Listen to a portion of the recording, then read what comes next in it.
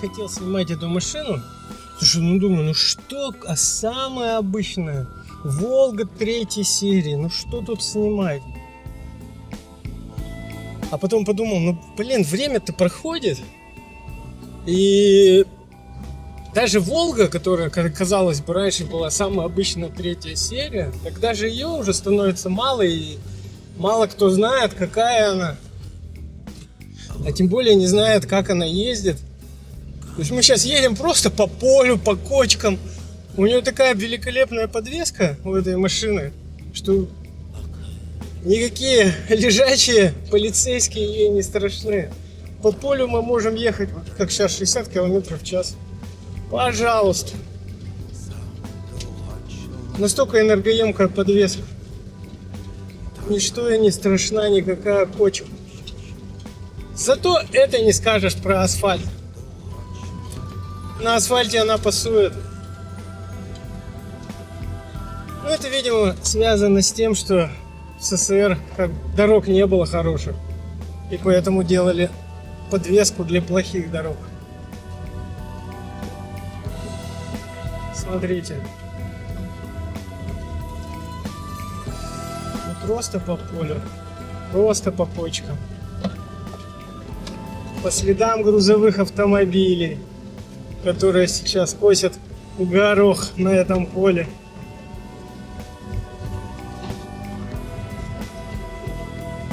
Удивительная подвеска. В этом смысле можно назвать Волгу очень хорошей машиной из-за ее подвески. Да и в принципе это хорошая машина. Здесь мощный тяговитый мотор, очень надежный. Здесь достаточно комфортабельный салон, который может разложиться прямо просто в огромную кровать. Вот мы выехали на асфальт. И здесь мы чувствуем почему-то все неровности этого асфальта. Что произошло? Машина не едет по асфальту, зато прекрасно едет по проселочной дороге. Мягко. Комфортно. Да. Конструкторы предполагали, видимо, что эта машина только для бездорожья. В этой машине мощная печка. Есть даже радио, оно работает. Так, ну с ним мы разберемся на стоянке. Так. И мы снова на проселочную дорогу. И снова проверяем. Ну это же просто класс. Никакая современная машина не поедет так по проселочной дороге. Ну просто никакая.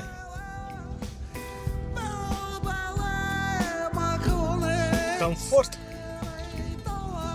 Волга 21. Эта машина, как мы проверили, она сделана для бездорожья. Ну или вот для таких проселочных дорог, которых, скорее всего, и связывали города между собой в те далекие годы, когда она была сделана. Это Волга так называемой 3 серии. Условно делится Волги на 3 серии. Первые там 56 по 59, которая со звездой. Потом короткое время делали Волгу 2 серии до 62 года. И вот 63 год и по 70-й, в 70-м даже еще были эти машины. Выпускали вот эту Волгу 3 серии. Это самая стандартная, самая обычная, которая выше несколько сот тысяч. Если мне не изменяет память, около 700 тысяч таких машин бороздило дороги. Вот такие дороги на просторах СССР. Конечно, это мечта была. Мечта! Иметь Волгу. Это же не каждому все позволит. Далеко не каждый. 60, получается, 3 по 70 почти 700 тысяч машин. Поэтому я и думал, зачем ее снимать? Ну это же самая обычная машина, зачем ее снимать? Так время-то идет, и даже самых обычных машин не становится больше. Память, она уходит. Даже такая машина, самая стандартная, еще недавно уходит в небытие.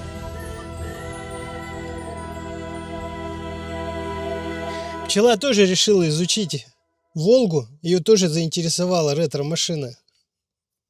Что она, интересно, хочет там увидеть. Тут есть такая штука, называется жалюзи. Вопрос, нафига они нужны? Оказывается, очень сильно они нужны. Зимой-то как ездить?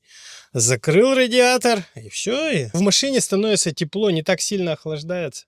Это очень важная штука зимой. Летом она не нужна. Это единственная механическая часть в этой машине, которую можно подвинуть. Все остальное, все очень просто. Небольшой мотор, 2,4 литра. Вот он, 4 цилиндра, воздушный фильтр. Туда надо наливать масло. И тогда он через масло будет фильтровать воздух. Это сложная система.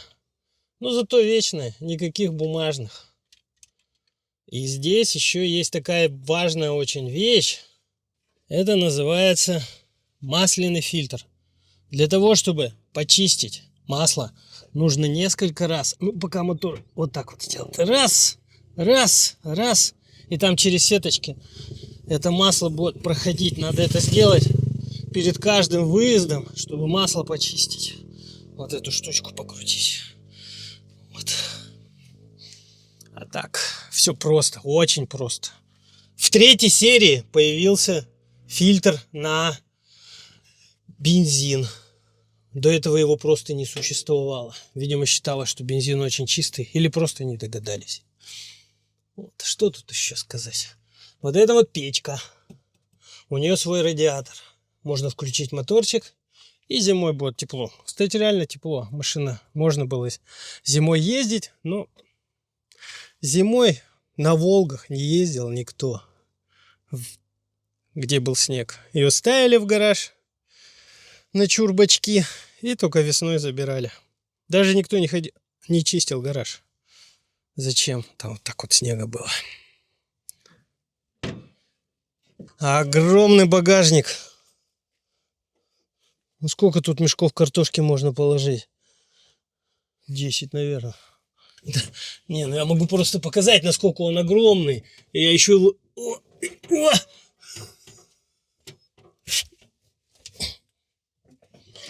И здесь вот запаска. Все, тут больше ничего нет. Вот так он скрипит. Это всегда на всех Волгах. Это ее характерный скрип.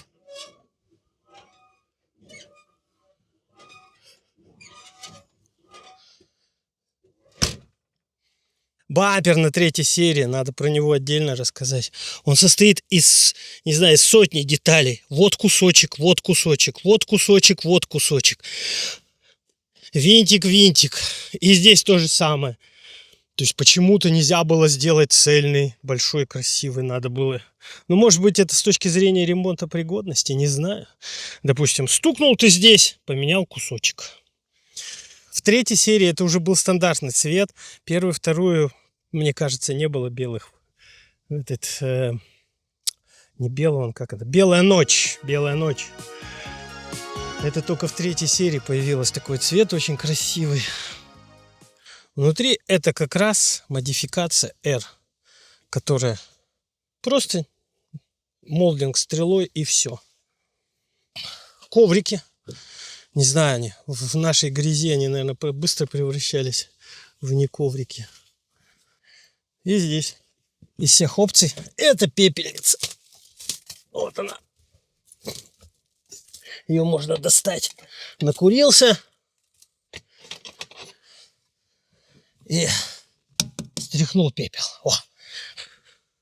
Что удивительно, от Волги сохранилось много родной резины, сделанной в СССР. И на Волгу шел только вот один всегда размер и один такой рисунок на все Волги, начиная с первой серии, кончая последней.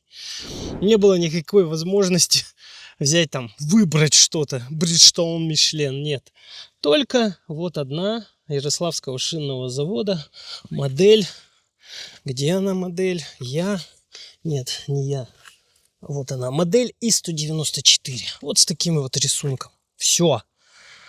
Как бы ты ни хотел, каких бы денег у тебя не было, ты мог выбрать только один вариант с этой резиной. И все. А теперь немножечко о грустном. О горе реставраторов сейчас. То есть куплена новая резинка вокруг лобового стекла. Она была куплена, поставлена полгода назад. Абсолютно новая в магазине ретро-деталь. Что происходит? За полгода она вся потрескалась. И это нормально, став их хоть 10, хоть покупай 20.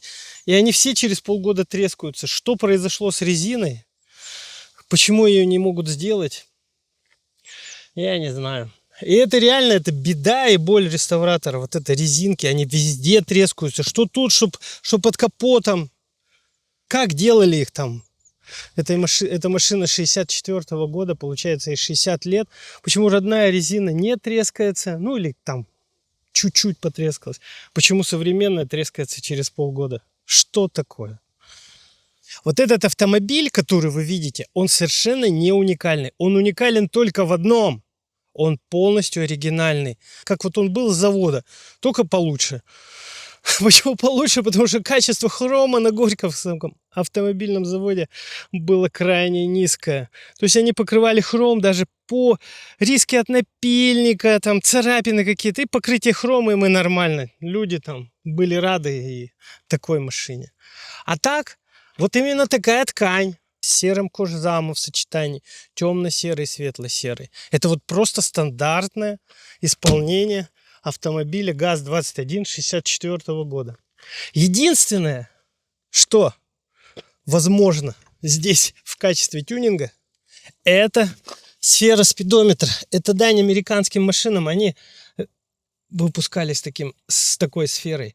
То есть в стандартном исполнении Волга шла с зеленым спидометром. Но мне показалось, что к серому больше подходит голубой. И в качестве тюнинга, да, были вот эти вот сферы голубого цвета. Это единственное отклонение от заводского исполнения. А так все пластик. Ну, правда, рули сейчас стали из АБС пластика. А тот пластик, который выпускался, он к этому времени уже весь сгнил. Он был с органикой, и она просто вся рассыпалась в руках и воняла. То есть это уже современный АБС пластик, который хорошо работает. Коробка на руле, это тоже дань американской традиции. Вот она. Приборы для комфортной жизни. Это радио.